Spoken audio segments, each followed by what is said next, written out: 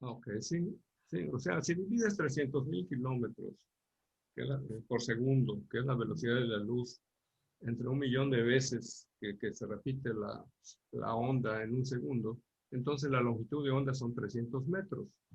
Entonces, si tú divides 300.000 kilómetros entre 40 metros, que es la longitud de onda de la banda de 40 metros, tú pensarías que vas a resonar en 7.500 kilohercios o 7.5 megahercios, pero no es así.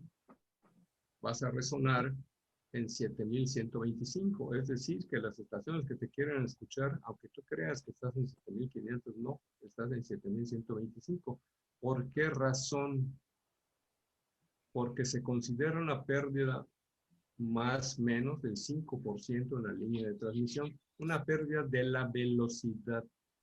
Entonces ya la onda electromagnética ya no viaja a 300.000 kilómetros por segundo porque tiene una resistencia en la línea de transmisión. ¿Y cuál es la línea de transmisión? El cable coaxial que sale de tu radio y se va hasta la antena. Entonces hay una pérdida. ¿Por qué? Porque no está en el espacio libre, está atravesando un hilo sólido o dos hilos sólidos, en realidad la malla y el centro, ¿no? Si hablamos de coaxial, que es vigilar, tiene dos hilos. Entonces, normalmente se le quita ese 5% de pérdida. Entonces ya no te quedaron 300.000 kilómetros, te quedaron, va a viajar dentro del coaxial a 285.000 kilómetros por segundo. Lo divides entre 40, entonces no estás en 7.500 kilohercios, estás en 7.125, pero por la pérdida. Ahora bien, si estos 285 lo quitas los tres ceros, te va a quedar 285, divídelo entre 2 y ahí sale el famoso 142.5. La siguiente diapositiva tenemos que pasar a la composición de nuestra atmósfera. Tenemos que entender, que comprender, que saber cómo está compuesta nuestra atmósfera para poder saber cómo es que las ondas pueden avanzar de aquí a la Conchinchina o a Japón o donde sea, dependiendo de la banda y de la hora del día y de la estación del año y de los ciclos solares de 11 años, que eso ya lo vimos, ¿de acuerdo? Entonces, la primera capa que tenemos es la troposfera. Más o menos la troposfera tiene una altura de 15 kilómetros de altura. Va variando, ¿no? Si estás en el Ecuador puede ser mayor o menor. Lo veremos después. Luego sigue una capa de ozono, que es la que nos protege de los rayos ultravioleta, gamma, de rayos X, etcétera, ¿no? Y cuando hay un hoyo por allá, toda la gente, los científicos se preocupan. Y siempre hay un hoyo por allá andando en el Pacífico, ahí por Sudamérica, ¿no? Ok. La estratosfera, pues va desde los 15 kilómetros que alcanza la troposfera hasta 50 kilómetros. Todo es aproximado porque esto puede ir variando. La mesósfera va de los 50 a los 90 kilómetros. Y la capa que nos interesa se llama ionosfera, porque aquí es donde rebotan las ondas electromagnéticas. También se le llama termósfera, porque en un principio fue el nombre que le dieron. Actualmente hablamos de la ionosfera y puede ir de los 90 a los 500 kilómetros. Después de los 500 kilómetros está el espacio sideral, conocido como exósfera. Pasamos a la siguiente y aquí nos dice que las ondas electromagnéticas no necesitan de un medio material para desplazarse. Bueno, entonces decimos que las ondas electromagnéticas no necesitan de un medio material para desplazarse. Cuando se desprenden de la antena, viajan libremente en el espacio, incluso en el espacio sideral. Atraviesan los materiales aislantes.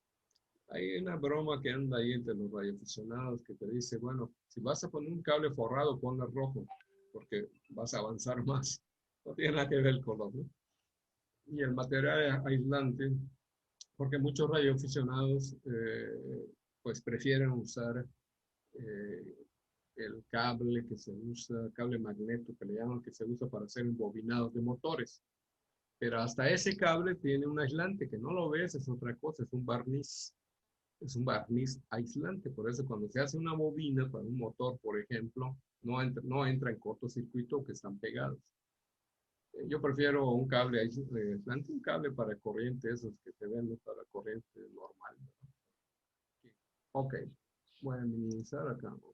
Ok, entonces, y aquí encontramos la velocidad de la luz que son 299.820 kilómetros por segundo, solo 80 kilómetros por debajo de los 300.000, por eso se usa en forma práctica los 300.000.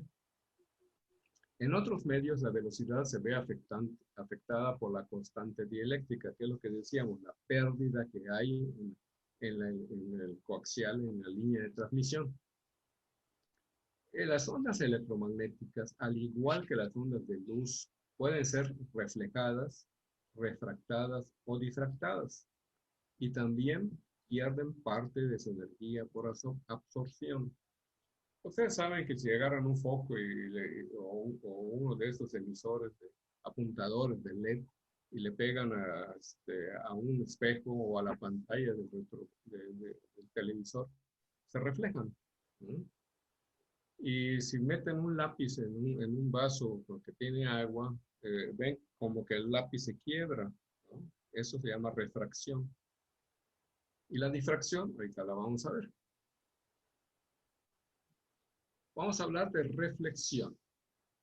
Una onda, que puede ser de luz o electromagnética, es reflejada cuando choca con una superficie y es devuelta casi en un 100%. Siempre hay una pequeña pérdida. La reflexión es propiciada por la ionización de las partículas en la atmósfera provocada por la radiación solar, hablando de ondas de radio. Prácticamente es un rebote con poca pérdida de la energía radiada, en donde la capa ionizada actúa como un espejo para las ondas electromagnéticas a una frecuencia determinada, porque en otras frecuencias puede ser que la atraviesen limpiamente y se pierdan en el espacio. Se trata de una reflexión que aquí se le denomina virtual. Está muy de moda lo virtual últimamente. Una reflexión virtual, aunque siempre vamos a decir que las ondas se reflejan, en realidad no es una reflexión total, es una virtual. Lo vamos a ver en la siguiente lámina. Una reflexión, si este fuera un espejo realmente, un espejo pulido, cuando pega aquí arriba, se va a reflejar exactamente en el vértice y va a ir para abajo. Pero como estas son capas, que va de aquí hasta acá, en el centro se ve más densa, son capas ionizadas. ¿Qué es ionizada? Que la radiación solar, gamma, rayos X, ultravioleta, etcétera, cuando inciden en la ionosfera en la que está a los 500 kilómetros para arriba, ¿qué es lo que sucede? ¿Sí? Que los electrones de los gases que están aquí, llámese oxígeno, llámese CO2, llámese hidrógeno, y todo lo que hay, pierden un electrón porque están siendo bombardeados por la radiación solar. En ese momento se produce una ionización y esa ionización es un espejo que refleja las ondas de radio, no las deja perderse en el espacio y regresan a la Tierra.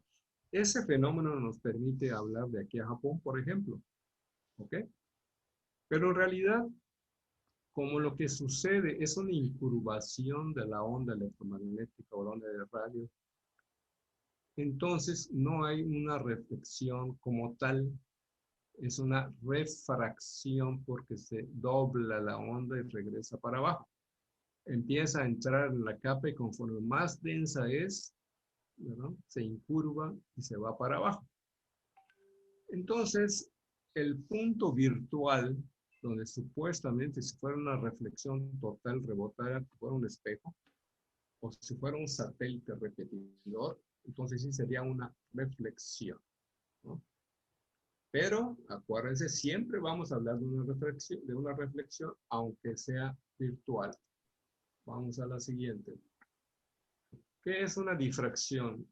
Pues pónganse en un cuarto oscuro, agarren una lámpara y le pegan a la orilla de una puerta abierta, por ejemplo. La luz va a continuar en línea recta, pero siempre va a haber una zona de penumbra hacia un lado de la habitación oscura que está adelante. ¿Sí? ¿Por qué pasa eso? Porque el filo, y por eso se llama filo de navaja, el filo, cuando abres una puerta, hay un filo en el marco de la puerta. Ese filo, al pegar allá, acuérdense que la luz se habla de que son fotones, ¿no? Pero también se habla que tiene características de onda electromagnética. Se incurva, se doblan, y es lo que está pasando cuando tú transmites. Aquí podemos ver una figura y le pegas a la punta de un cerro. La intensidad más fuerte de la señal va a seguir adelante, pero algunas ondas débiles se van hacia abajo. Y si tienes una antena de alta ganancia, como puede ser una direccional, ¿sí? Entonces captas la señal y al revés transmites, y la otra que está al lado opuesto del cerro, aunque no se pueden ver en línea directa de óptica, se pueden comunicar, y se pueden comunicar gracias a la difracción.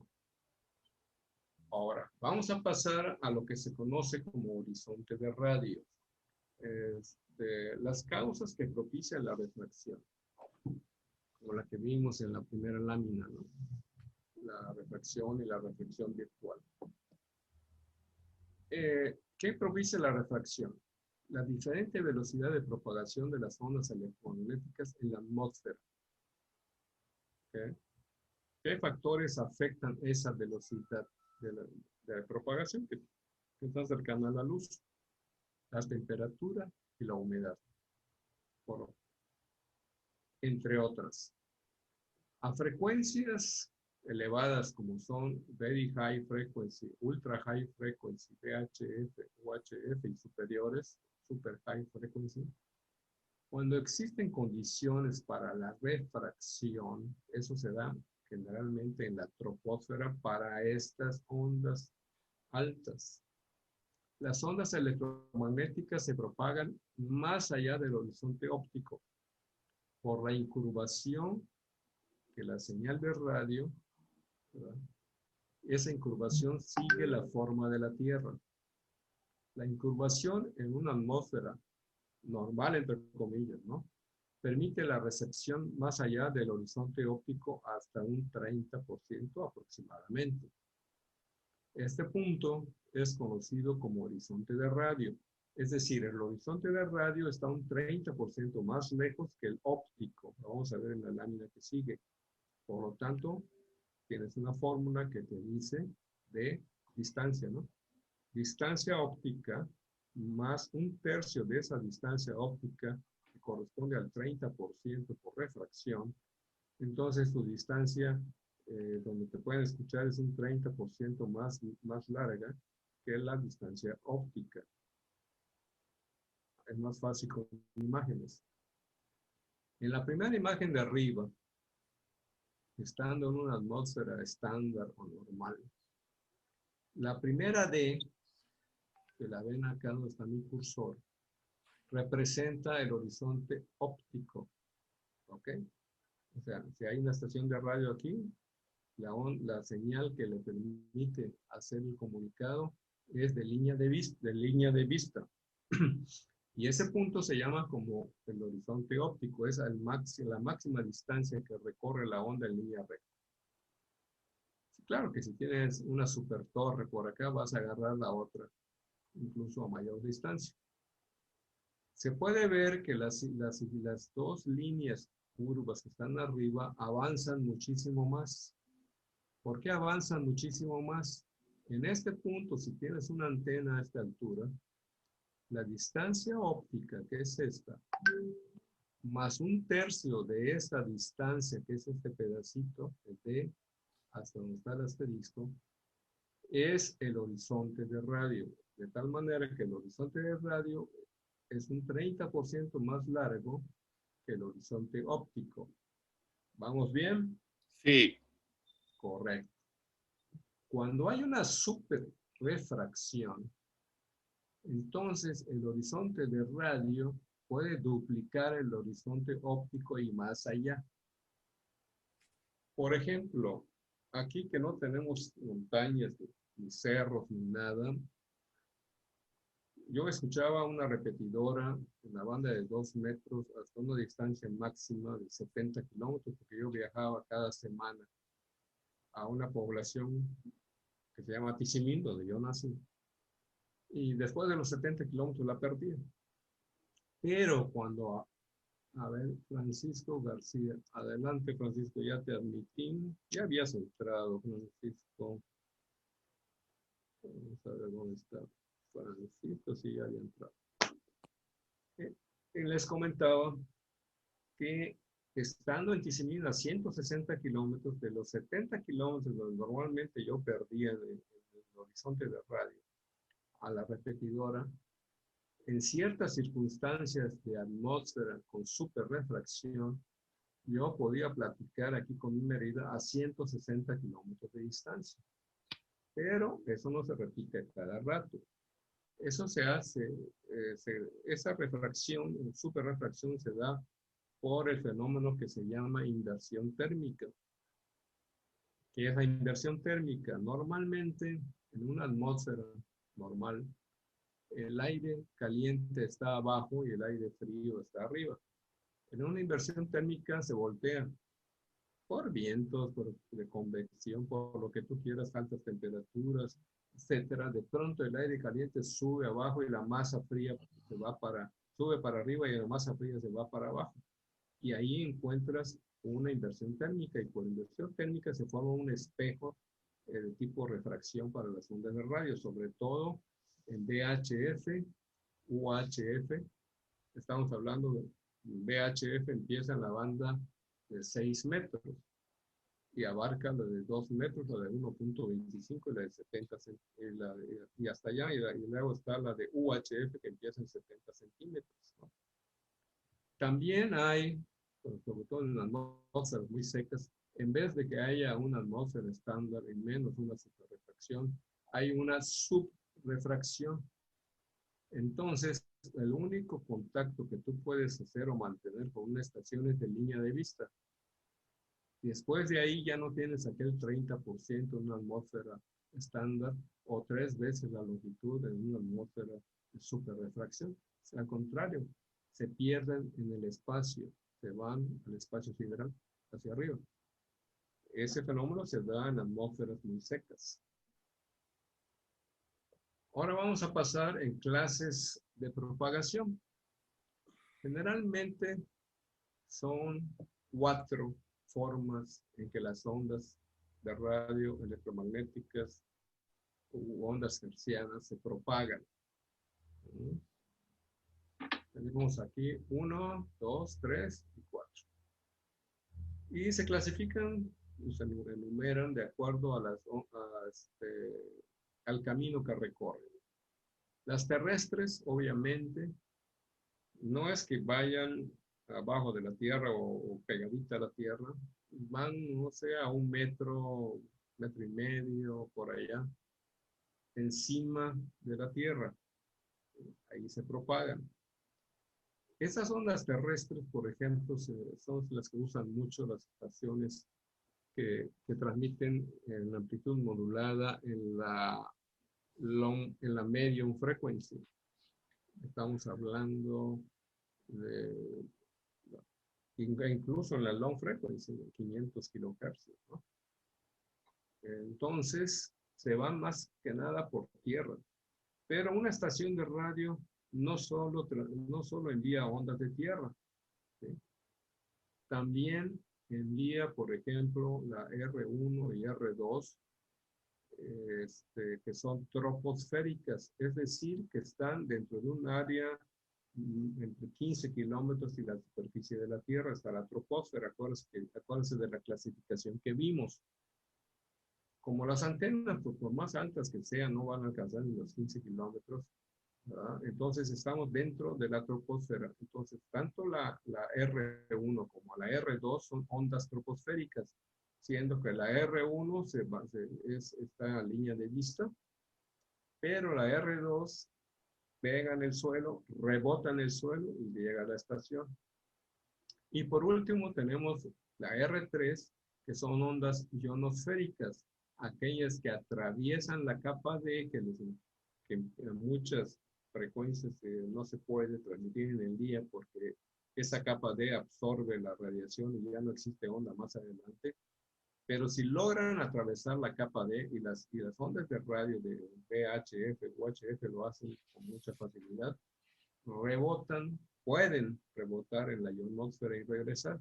Generalmente las ondas de VHF se pierden en el espacio, no rebotan. En raros casos puede que reboten. ¿Okay? Pero si son ondas, por ejemplo, si es banda de 40 metros, va a rebotar fácilmente en la ionosfera y regresa. Esta es la clasificación por los caminos que siguen las ondas. ¿Tienen alguna duda? No. No. Perfecto. Vamos a verlo un poco más a detalle. La onda de tierra que va apenas encima de la Tierra, como decía, metro y medio encima de la Tierra. Es una onda que viaja en contacto con la superficie terrestre. Es el tipo de onda que provee recepción a cientos de kilómetros o más en la banda de radiodifusión estándar durante la noche. En el día su alcance es muy limitado. La atenuación de este tipo de onda es alta, por lo que la intensidad decrece rápidamente con la distancia, está rozando con el suelo. Aquí creo que no tiene más nada que podamos explicar, ¿no? Durante la noche avanzan más, durante el día avanzan menos. La onda troposférica, aquella que no alcanza los 15 kilómetros de altura, que tenemos una que es la línea de vista, y la otra que rebota en el suelo y alcanza la estación. La propagación troposférica se da en los primeros 10 kilómetros, hasta los 18 kilómetros en el Ecuador, y la utilizan las comunicaciones de alta frecuencia, High Frequency, HF, y las de muy alta frecuencia como VHF, Very High Frequency, superiores. La intensidad de una onda electromagnética que se propaga por la troposfera varía de acuerdo con las características del clima, o sea, nos perjudica o nos beneficia el clima. Ya que en esa franja de nuestra atmósfera tenemos vientos, nubes, borrascas, anticiclones, frentes fríos, frentes calientes, etcétera, que en ocasiones propician inversiones de temperatura, y esas inversiones nos ayudan. Se le conoce como inversión térmica, que hacen posible las comunicaciones a distancias de cientos y hasta miles de kilómetros con señales fuertes en high frequency, gracias a la refracción de las señales. La refracción, acuérdense, es cuando la señal se incurva siguiendo la línea de la Tierra. Ahora vamos a pasar a las ionosféricas, aquella que se va hasta la ionosfera. La ionosfera es la región de las capas altas de la atmósfera que van de 80 o 90 hasta los 500 kilómetros de altura. La ionosfera refleja las señales radioeléctricas y, ojo, se habla de reflexión. Pero ya sabemos que es una reflexión virtual, que en realidad es una refracción. Y permite la comunicación a grandes distancias durante el día. Como ejemplos tenemos la banda de 20 metros. De noche la ionización casi desaparece, salvo raras excepciones. Este medio, el medio ionosférico, es utilizado para las comunicaciones a frecuencias que van desde 1.5 a 30 megahercios. Pero si existen condiciones de alta ionización, las aperturas por arriba de los 50 megahercios, o sea, la banda de 6 metros, son espectaculares. La ionización es la presencia de electrones libres y se produce fundamentalmente por las radiaciones solares ultravioletas y rayos X que siguen un ciclo de aproximadamente 11 años por las explosiones solares, conocidas como manchas solares. También contribuyen otros fenómenos como los rayos cósmicos y los meteoritos, allá en la zona de la ionosfera que va de 80 a 90 kilómetros hasta 500 kilómetros de altura. ¿Cómo vamos con la ionosfera? Bien. ¿Bien? Sí. Eso de Continuamos. los 11 años, cuando cambia el siglo, ya lo habíamos visto, ¿no? El ciclo solar, sí, ya habíamos Sí. platicado hace de 11 años, que produce las manchas solares en el Sol, que en realidad son explosiones de plasma. Ok. Ahora vamos a hablar de la onda de espacio, aquellas que atraviesan toda la atmósfera y se pierden en el espacio sideral. Para las frecuencias very high frequency, o sea, frecuencias muy altas y superiores, para las que la ionosfera se hace transparente, no hay reflexión, no hay refracción, no hay nada. La propagación en el espacio libre es modificada por el suelo en reflexión y difracción y por la troposfera, refracción, atenuación y dispersión. O sea, ¿qué es la dispersión? Es la desviación de las ondas. O sea, si cae un meteorito y forma una estela ionizada, tú puedes rebotar una onda, sobre todo de VHF y superiores, en esa estela que deja el meteorito. ¿Mm? Y si pega en el suelo, rebota. Y si le pega al filo de una montaña, existe la difracción. Y en la troposfera existe la refracción por la onda, por la atmósfera estándar o por una super refracción. Y también te puede atenuar la onda, si hay capas que te atenúan la onda y hay capas que te las desvían. Para las ondas, para las frecuencias de very high, muy altas, very high frequency, se emplean generalmente antenas elevadas, se usan torres, mientras más alta mejor, y se usan antenas directivas, no una simple dipolo. El alcance es muy variable, desde las decenas de kilómetros a los 40.000 kilómetros en comunicaciones por satélite y millones de kilómetros en comunicaciones de espacio profundo, como las Voyager y otras sondas que ya salieron incluso de nuestro sistema solar.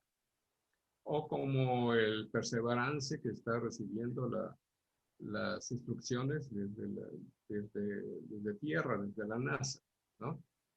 Este mecanismo se aplica también en telefonía móvil, en enlaces fijos de radar, comunicación vía satélite, etc. Comunicación con la estación espacial, por ejemplo, con los cientos de satélites que ya puso Elon Musk en su proyecto allá de espacial, de comunicación a través de satélite. Ya está dando servicio de internet vía un tren de satélites que creo que ya supera los cientos y tantos satélites allá arriba.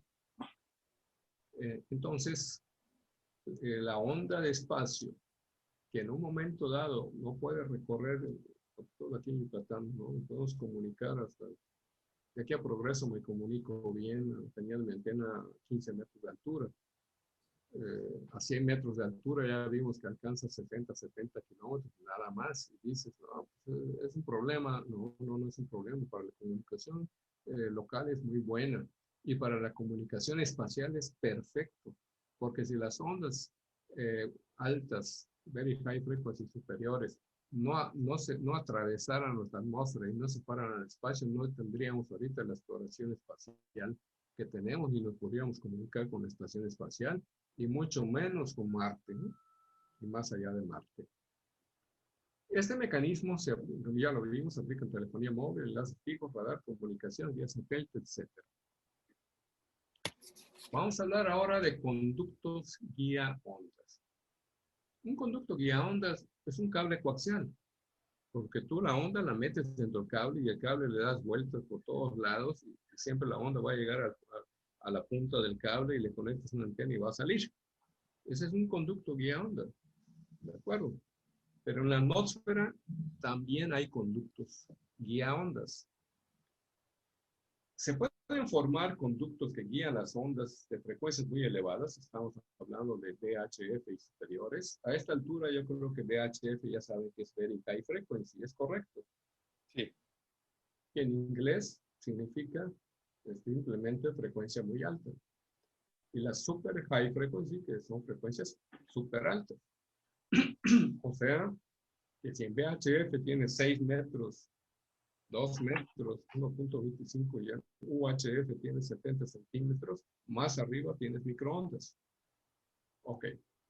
Al rebotar las ondas de VHF y superiores dentro de capas de aire, o entre la Tierra y una capa de aire, estas ondas pueden recorrer varios miles de kilómetros, rebotando simplemente en la atmósfera y la Tierra, en la atmósfera y la Tierra, o dentro de 2 capas de aire, ahí se va la onda. Los conductos se pueden formar desde el nivel del mar o de la Tierra hasta unos 1000 kilómetros de altura. Los más frecuentes se forman entre los 600 y 900 metros de altura. ¿Y por qué se forman los conductos? Aquí lo decimos, capas de aire, pero son capas de aire que tienen inversión térmica. Entonces son reflejos para las ondas y las ondas empiezan a rebotar. Ok, tenemos 2 tipos de ductos o conductos atmosféricos, el de superficie y el elevado.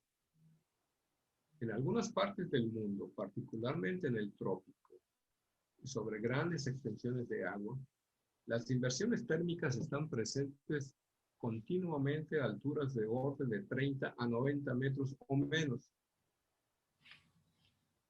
Los ductos de superficie, en los ductos de superficie, el límite de la inversión usualmente está definido por lo que las ondas que viajan horizontalmente se ven atrapadas por las capas refractoras de aire y continuamente rebotan hacia la Tierra. No pueden pasar más allá, llegan a la capa donde hay inversión térmica, donde el aire caliente de abajo está arriba y el aire caliente de arriba ya está abajo. Está invertida la temperatura. Forma un espejo para las ondas, entonces rebotan y ya no se van más arriba y siguen rebotando, ¿no?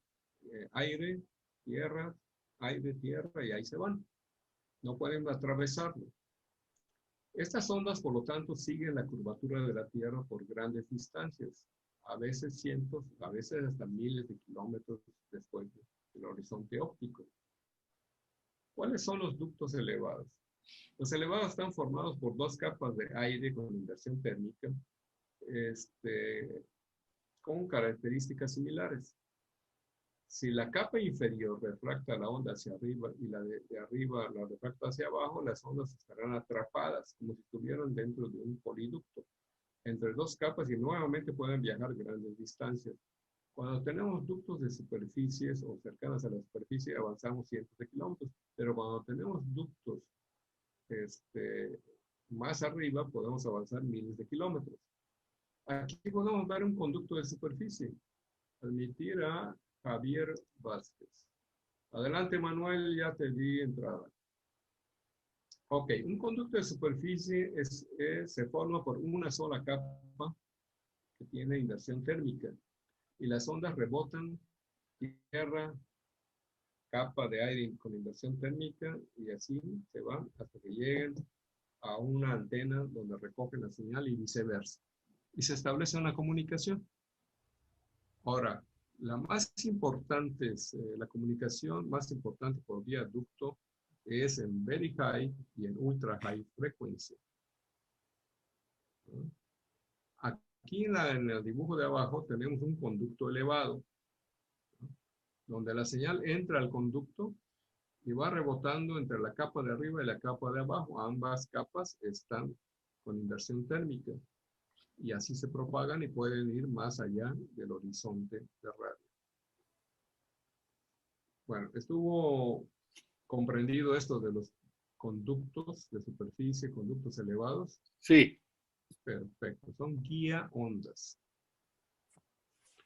Ahora vamos a hablar de las capas ionizadas, que son las que nos permiten hacer gran cantidad de comunicados. ¿Qué es una capa ionizada? La densidad de electrones en la atmósfera varía según la hora del día, la estación del año y la altura. Y estamos hablando de electrones libres. ¿Okay?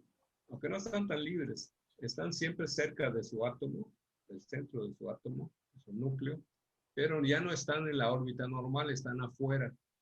O están completamente afuera y se pueden, si hay otro átomo que perdió un electrón, este lo puede atrapar.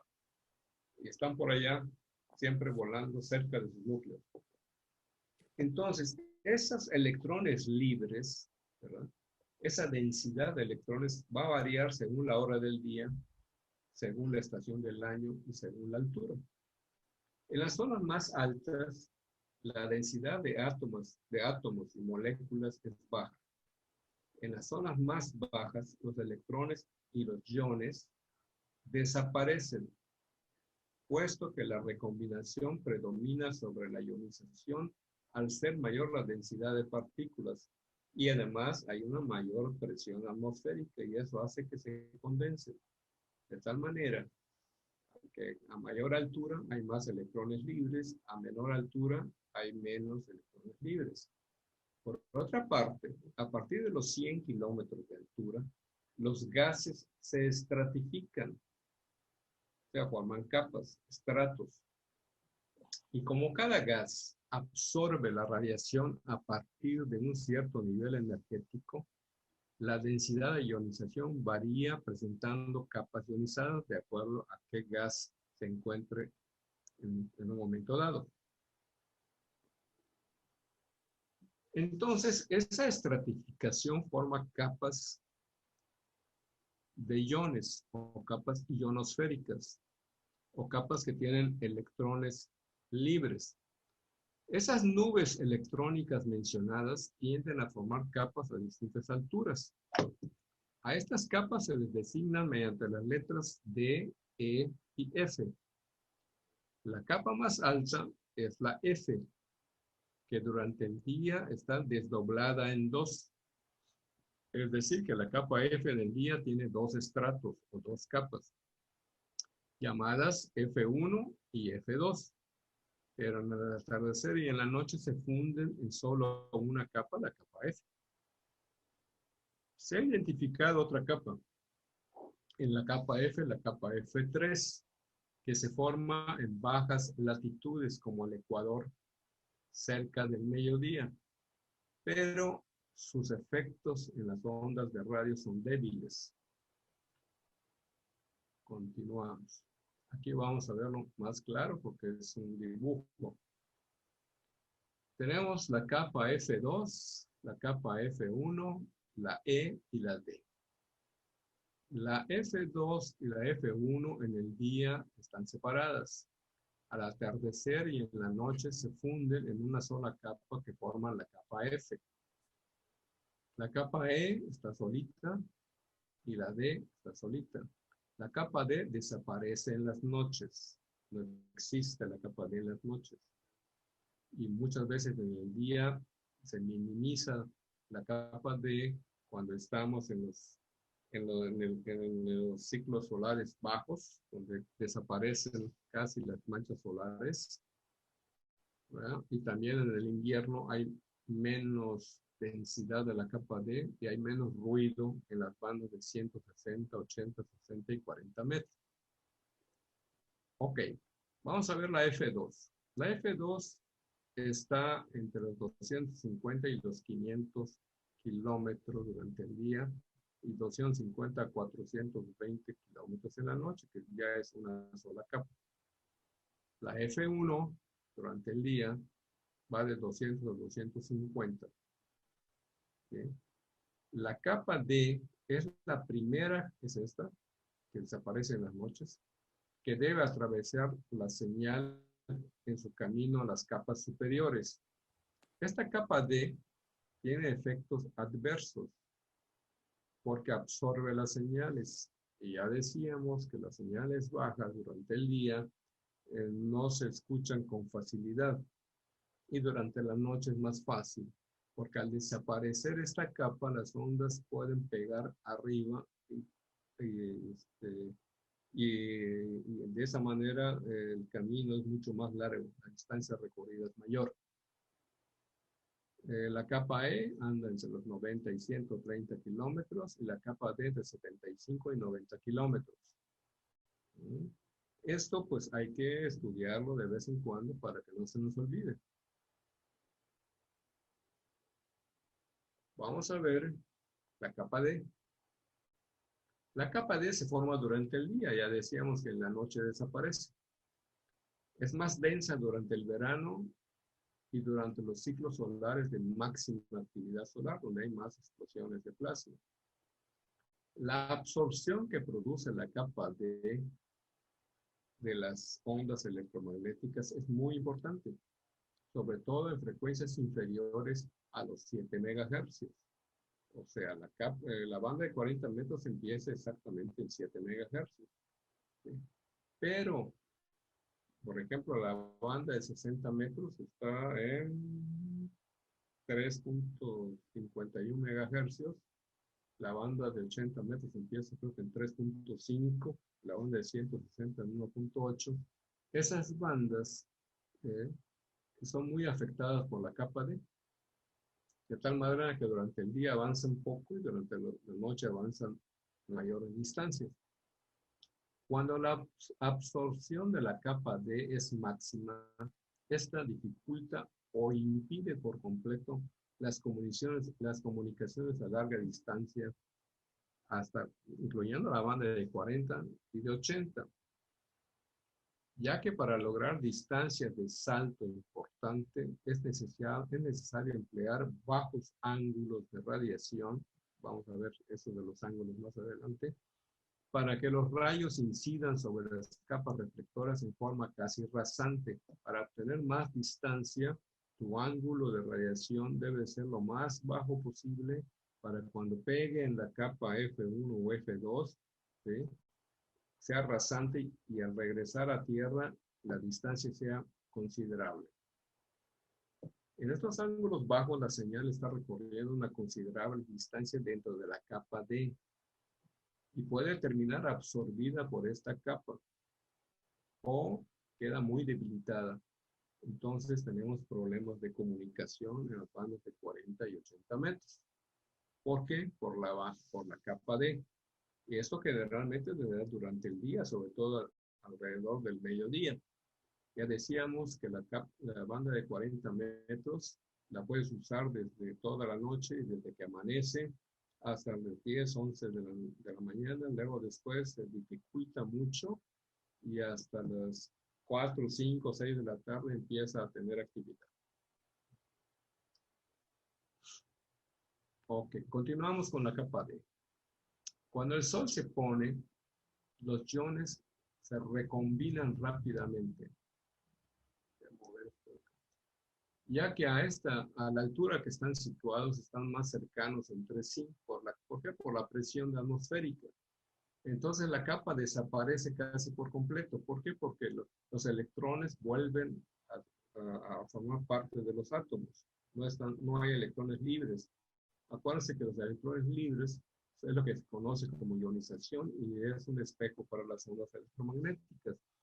Al recombinarse y al desaparecer esos electrones libres, desaparece la ionización. Y las señales logran alcanzar las capas reflectoras, es decir, si la capa desaparece, aquí está, cuando el sol se pone, en la noche, acuérdense que la capa D desaparece en la noche por recombinación. Entonces esta capa ya desaparece para las ondas de radio, ya no la ven, simplemente la traspasan, ya no existe. Entonces las señales logran alcanzar las capas reflectoras en la capa F1 y F2, o F1 o F nada más, porque en la noche solo existe la F, ¿saben? La F1 y F2 se funden en una sola capa. Al no haber capa D, es más fácil que alcancen la capa F. Y entonces, como está a más altura, estamos hablando de que está desde los 90 hasta los 500 kilómetros de altura, entonces la distancia recorrida por las ondas es mucho mayor, y es cuando podemos ser comunicados al otro lado del mundo.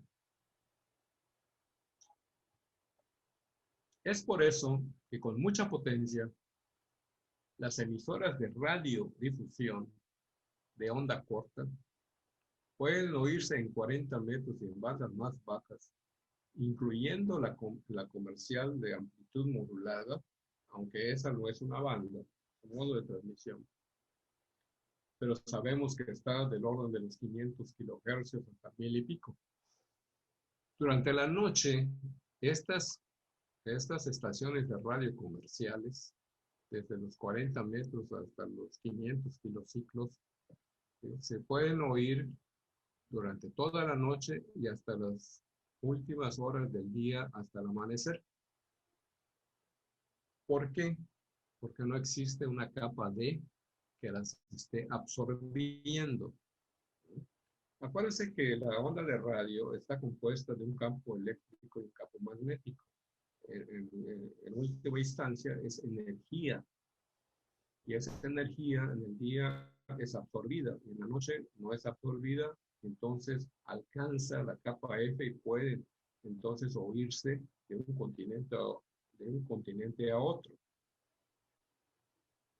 En los periodos de mínima actividad solar, ahorita acabamos de pasar un periodo de mínima actividad solar, terminó el ciclo 24 y está empezando el ciclo solar 25. Y especialmente en invierno, la capa D se debilita lo suficiente durante el día como para permitir comunicados y considerables distancias de la banda de 40 metros. Como contrapartida, las condiciones a corta distancia son inestables o inexistentes, debido a que se producen zonas de silencio. Como van a rebotar más alto, cuando regresen a la Tierra, van a regresar a una distancia mucho mayor y aquí hay un cono de silencio. Eso lo hemos vivido nosotros. De pronto, cuando las condiciones como estas que estamos describiendo, los periodos de mínima actividad solar y en invierno la capa D se debilita, en el día, ¿verdad? Ya no me puedo comunicar con Progreso, que es con mi amigo de Progreso que está a 33 kilómetros de distancia, pero sí me puedo comunicar con Europa. Esas son la forma en que la capa D nos favorece o nos desfavorece. Ahora vamos a hablar de las capas ionosféricas. La capa F, que está compuesta de la capa F1 y la F2, prodigan la mayoría de los comunicados a muy largas distancias, aquello que conocemos como DX, acuérdense. Cuando se les pregunte en el examen qué es DX, es una comunicación a larga distancia, aunque tiene otras excepciones. ¿En dónde? En onda corta, high frequency o en HF. Su alcance es mundial durante el día. Estamos usando la capa F1 y la F2. Y en muchas ocasiones durante la noche usamos la capa F. Todo depende del grado de ionización de la capa. Así sucede sobre todo en la banda de 20 metros y superiores porque la absorción de la capa D es menor en las frecuencias más elevadas del espectro de HF y las señales pueden atravesarla fácilmente, ¿no? La banda de las ondas electromagnéticas de la banda de 20 metros, estamos hablando de 14 a 350 megahercios, para arriba, atraviesan fácil la capa D durante el día. Le pegan a las capas F1 y F2 y muchas veces durante la noche. Entonces tenemos comunicados espectaculares en casi a todo el planeta, ¿no? A eso se debe. Ahora vamos a hablar de una capa interesante que es la capa E. La capa E fue la primera capa que se descubrió y su nombre de E se llamó porque la consideraron una capa eléctrica en ese entonces y se le quedó capa eléctrica, que le conoce como capa E. Posteriormente se descubrieron capas inferiores y superiores a esta, llamándoles la capa D, que está por debajo de la E. Lo van a ver, lo pueden ver en el dibujo. Y la capa F, que está por arriba. Se ioniza principalmente, estamos hablando de la E, absorbiendo la radiación ultravioleta. Y a diferencia, perdón, me distraje con el teléfono, y a diferencia de las otras capas, se observan en ella concentraciones de metales ionizados. Esto es interesante. La capa E, en vez de gases, definitivamente hay gases, pero hay una gran cantidad de metales ionizados. Van a ser microscópicos, desde luego, ¿no? La máxima ionización de la capa E se da al mediodía. Y la capa E desaparece totalmente durante la noche. Los metales, los microscópicos, ahí están, ¿no? Pero no están ionizados. ¿Por qué? Porque el sol no les está pegando. Entonces la capa E desaparece para las ondas de radio. Aunque el metal ionizado microscópico sigue ahí. La capa E no depende de los ciclos solares. Simplemente se ioniza en el día y la ionización se pierde durante la noche. Pero no importa en qué ciclo solar estemos, si en la parte alta o en la parte baja del ciclo solar. Esta capa E, aunque absorbe también la radiación electromagnética, también la refleja. Una parte es responsable de la comunicación a corta distancia, dado que su altura está entre 90 y 120 kilómetros. Pero por saltos múltiples, porque va rebotando en la Tierra, pueden alcanzar distancias considerables durante el día, porque en la noche desaparecen. Ahora, tenemos otra capa que no es la E, es ES. Y ES viene de esporádica. Esporádica porque a veces hay, a veces no hay. Es más, la mayor parte del tiempo no hay. Esta capa se forma un poco más arriba de la capa E. Propicia la propagación más espectacular para los aficionados de las bandas de VHF. Acuérdense que empieza la banda de VHF en la banda de 6 metros. UHF y SHF. Very High Frequency, Ultra High Frequency, Super High Frequency. Frecuencias muy altas, ultra altas, super altas. Y acá están 6 metros, en el super alto están las microondas. Una banda completamente muerta, como la de 6 metros, puede llenarse de señales atronadoras en pocos minutos. También puede desaparecer en pocos minutos, procedente de ubicaciones situadas a 8,000 o más kilómetros de distancia en las bandas de 50 megahercios y hasta 4,000 kilómetros en la banda de 2 metros, 144 megahercios. Yo viví una buena época para la banda de 6 metros, después se las platico. El fenómeno puede durar desde unos minutos hasta varias horas, siendo las aperturas en la banda de 50 metros de mayor duración que en las bandas de 2 metros, perdón, de 6 metros que las de 2 metros. La de 6 metros está en 50 megahercios y la de 2 metros está en 144 megahercios. Acuérdense que los megahercios es por el número de veces que una onda se repite en un segundo. Y los metros son la longitud de la onda que va de cresta a cresta o de valle a valle. Aquí está un dibujito donde vemos la capa esporádica. Y la capa esporádica no es una capa. Son pedacitos de ionización.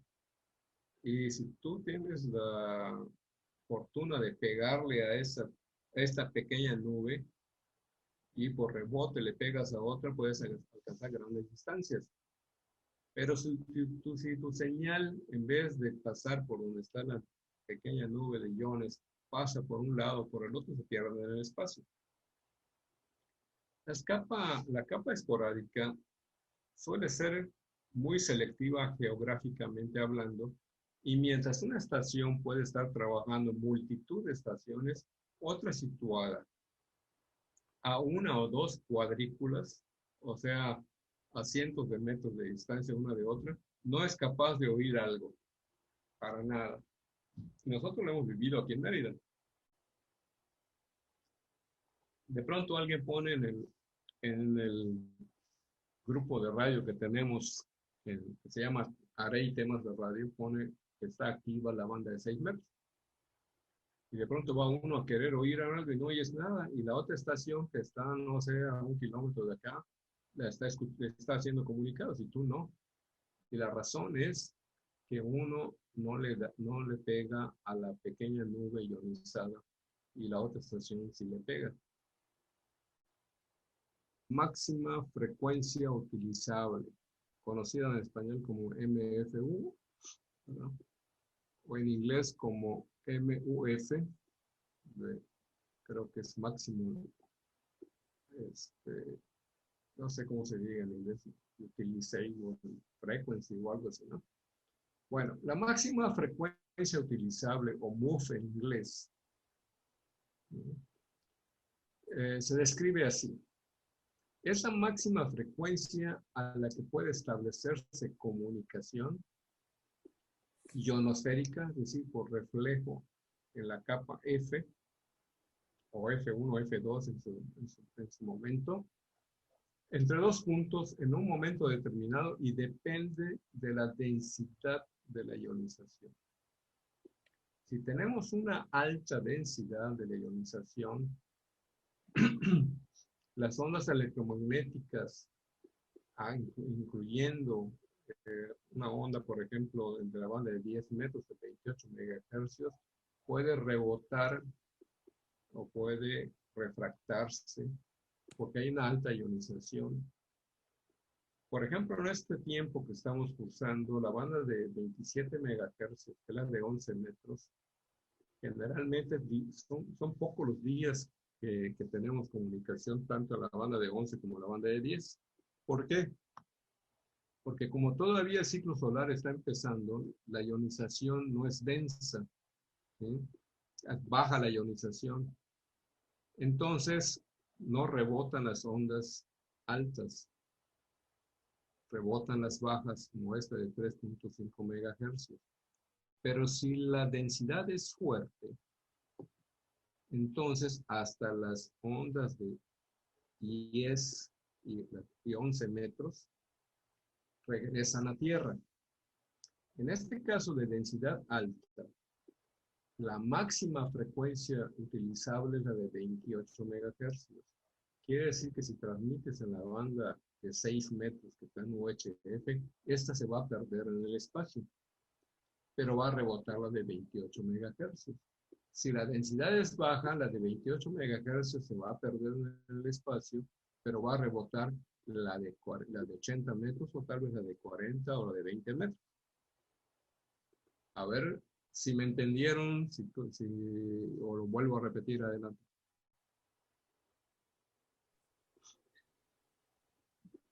Bueno. Vuelvan a repetir, Pablo, porque yo no le... Sí, por favor, pues. Yo con el final me atoré, pero todo lo demás del principio sí lo escuché. Perfecto, ahí vamos. La máxima frecuencia que podemos utilizar en un momento dado, por ejemplo, ahorita que estamos en la noche, nuestra máxima frecuencia a utilizar podría ser la banda de 40 metros.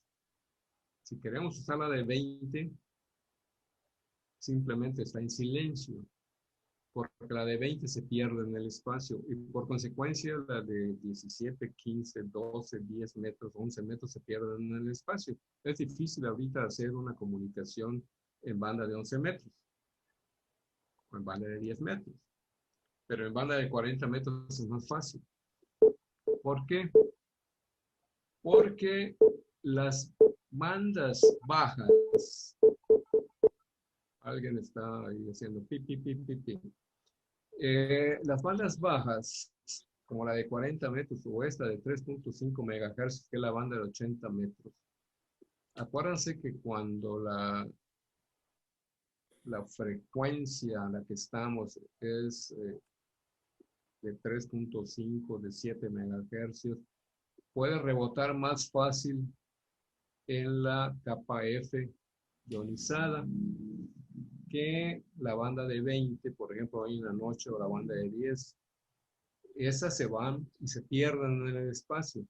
Ahorita es más fácil comunicarse en las bandas de 40 metros, la banda de 30, la banda de 80 y la banda de 60 y de 160 metros. Muy difícil comunicarse en la banda de 20 metros o inclusive en la de 30. ¿Mm? Entonces, la máxima frecuencia utilizable en este momento en la noche puede ser la de 40 metros, la de 7 megahercios. ¿Sí? Y durante el ciclo solar fuerte, cuando la capa F está muy ionizada, está muy densa la ionización porque tenemos explosiones solares, entonces el espejo aquí, esa capa es muy densa.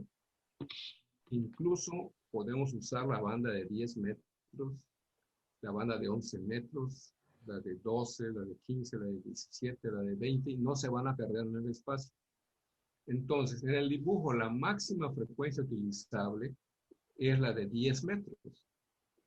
Arriba de esa banda de 10 metros, de 6 metros o de 2 metros, no podemos tener rebote en la ionosfera. Y sabemos que la de 2 metros de por sí no rebota en la ionosfera, ¿no? Salvo rarísimas excepciones.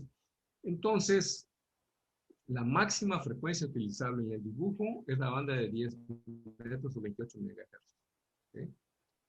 Pero si esta ionización no estuviera densa, la banda de 10 metros se pierde en el espacio y podríamos utilizar la banda de 80 metros o la de 40 metros como ahorita en la noche. A ver si estamos claros. Aquí la clave es si la capa F está fuertemente ionizada o está débilmente ionizada. Esa es la clave. A mayor densidad, mayor frecuencia puede rebotar, hasta la de 10 metros. Si no está muy densa, se pierde las ondas de la banda de 10 metros, se pierden incluso las de 20 metros y solo podemos usar de 40 hasta la de 160 metros. Entonces, la máxima frecuencia utilizable en este momento, en la noche, es la de 40 metros. La de 20 metros, ahorita si yo enciendo mi radio, va a estar muy difícil que tenga un comunicado. No que sea imposible, pero es difícil. ¿Por qué? Porque tenemos baja ionización. Pero cuando hay alta actividad solar, aún de noche, podemos rebotar la banda de 20 metros. Entonces, si logramos rebotar la banda de 20 metros o la de 10 metros durante el día, estamos hablando que la máxima frecuencia utilizable sería la que rebota, la que se pierde ya no.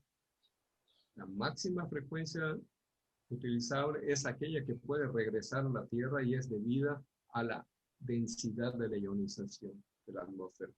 ¿Ya está un poco más claro? Sí, ya mucho más claro. Muchas gracias. Perfecto. Vamos a seguir. Es que estas partes que vamos a hablar ahorita son las que causan mucha confusión. La que sigue.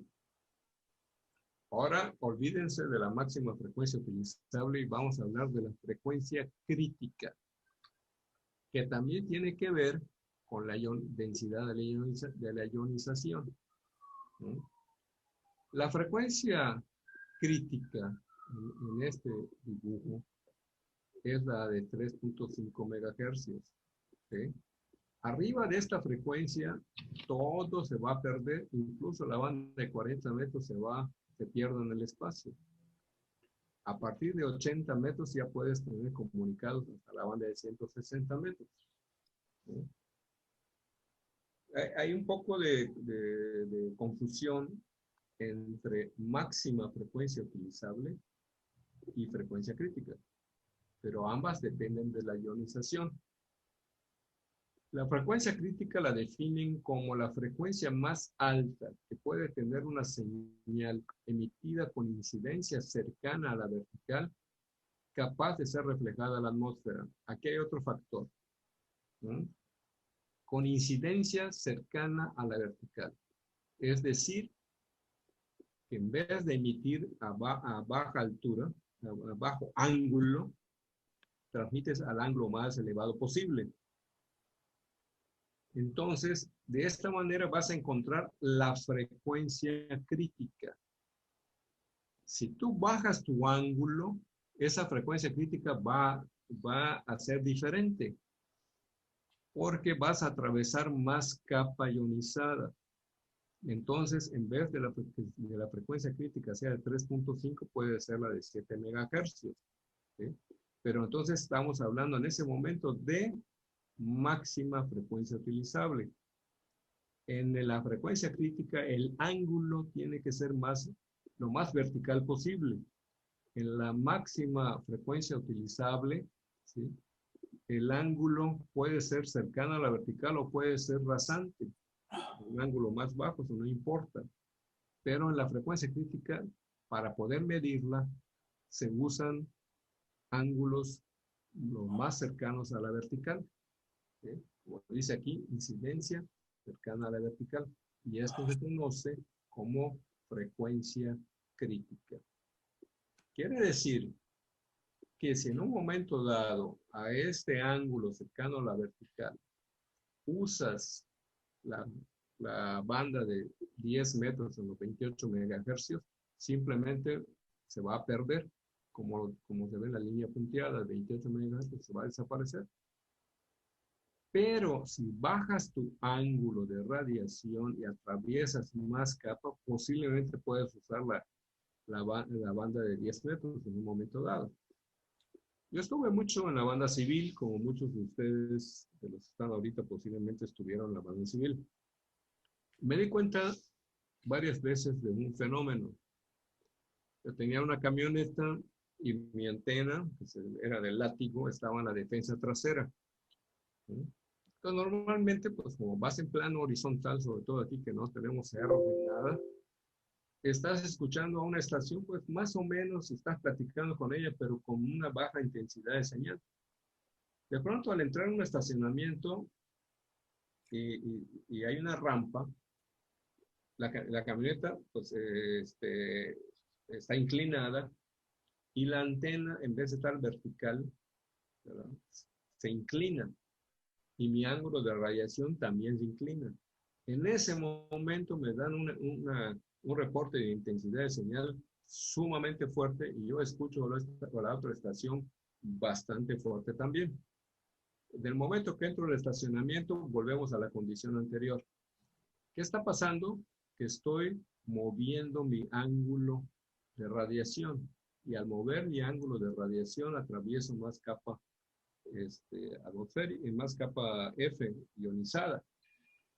Entonces, quiere decir que en un momento dado, aunque si no puedo comunicarme en 10 o en 11 metros, pero existe cierta ionización y yo muevo mi antena para bajar mi ángulo, es posiblemente que me escuchen y si la otra estación hace lo mismo, pues establecemos el comunicado. Por una sencilla razón, porque estamos atravesando más capa ionizada, entonces tenemos más posibilidad de que la onda se incurve y se vaya para abajo. Entonces, aquí tenemos que estudiar un poco y hacer una diferencia entre lo que es la máxima frecuencia utilizable, ¿sí?, donde la clave está en la densidad de la ionización. Por eso lo tengo puesto en rojo. Y aquí estamos jugando con el ángulo. Mientras el ángulo se acerque más a la vertical, podemos medir la frecuencia crítica. No quiere decir que no podamos ser comunicados en 28 megahercios.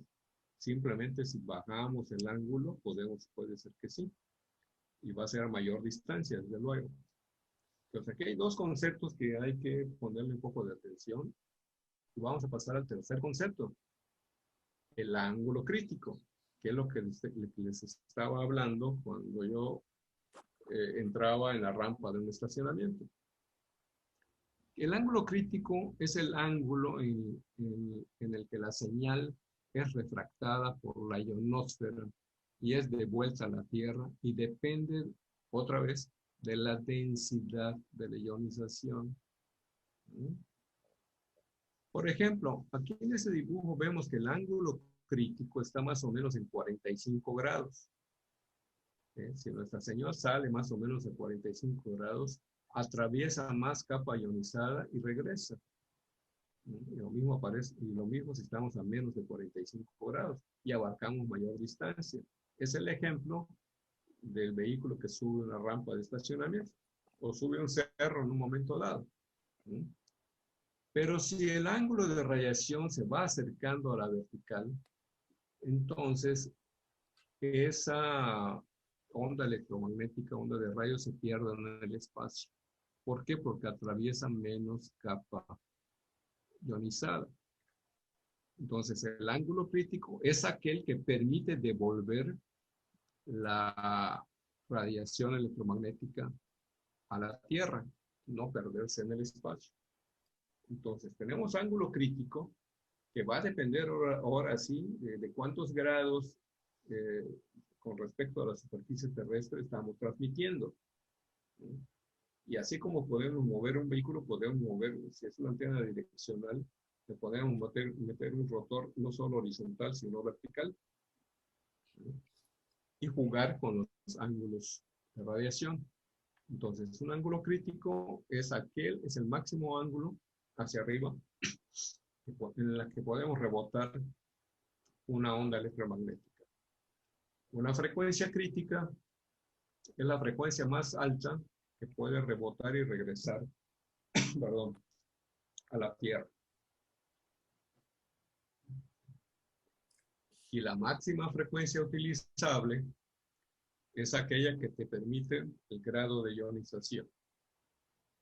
Esos tres conceptos son a veces muy confusos. Ahí se los encargo.